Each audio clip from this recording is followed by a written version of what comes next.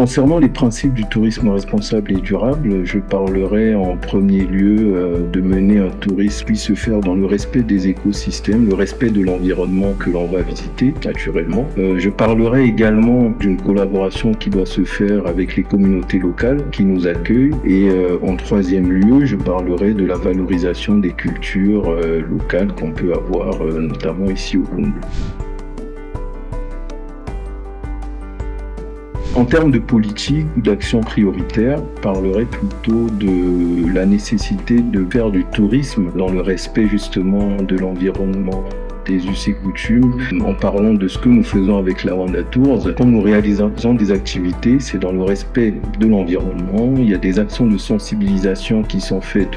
auprès de nos clients, mais également auprès des communautés qui nous accueillent. Nous essayons de réduire notre impact environnemental, notamment en priorisant donc des circuits qui sont faits en petits comités, aussi faisant en sorte de pouvoir respecter les traditions des villages ou des contrées que nous visitons, parce que nous sommes dans un pays avec donc une forte population bantoue. Nous savons notamment que quand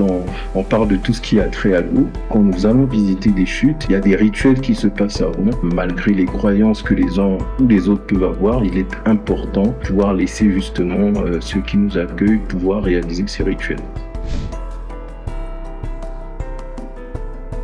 En parlant de tourisme comme levier pour la croissance économique, les chiffres sont clairs à travers le monde. Je crois que le tourisme, l'industrie touristique est l'une des industries qui embauche le plus à travers le monde. Et avec tout le potentiel que nous avons au Congo, le fleuve Congo, les forêts, les parcs nationaux qui sont parmi les plus préservés au monde, je pense qu'il y a la matière à pouvoir faire en sorte que la jeunesse puisse trouver des emplois et s'inscrire justement dans quelque chose de durable, mais aussi grâce à